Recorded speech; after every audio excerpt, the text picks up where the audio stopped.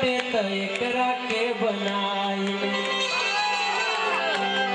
वो लोग बड़ी ताली बजावो, सब लोग ताली बजावो और हमके लगल हमरा ऐसा एहसास होता है कि गलती से सही बात कह दिल।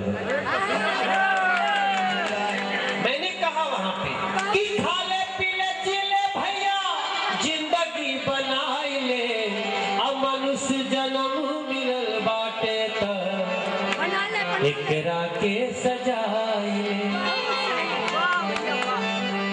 भाषा खातिर, प्रांत खातिर, देश खातिर संभव हो, जहां जहां संभव हो तो थोड़ा वक्त बिताई ले।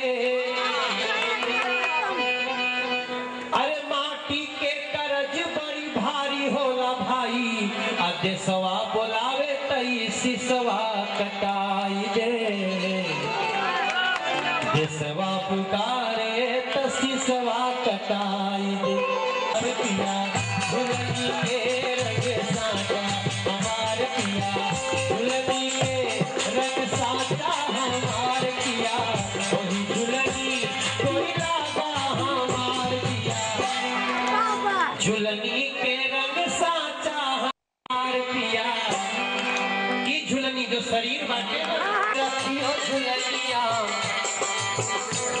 अरे टूटी है तब फिर नहीं जुटी है झुलनिया रे, जुटी है झुलनिया।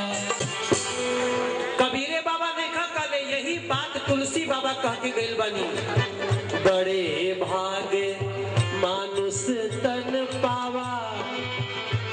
देखले वाली से खुशनसीब आदमी नहीं हो सकेला संसार में। मैं हंस के कह रहा हूं लेकिन मेरी बात को सही समझिए।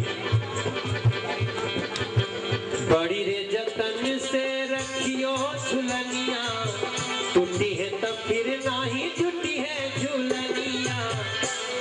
अरे फिर न मिली ऐसन ढांचा हमार पिया, फिर न मिली ऐसन ढांचा हमार पिया, झुलनी के रंग साचा हमार पिया, झुलनी झुलनी झुलनी के रंग साचा।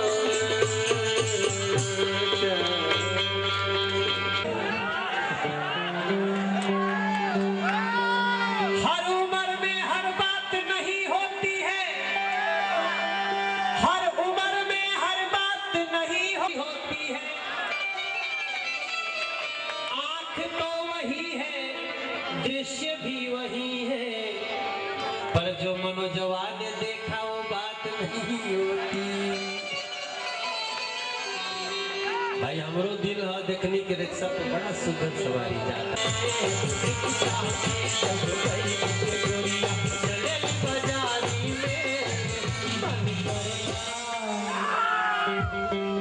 मन करे कि बिन पूछले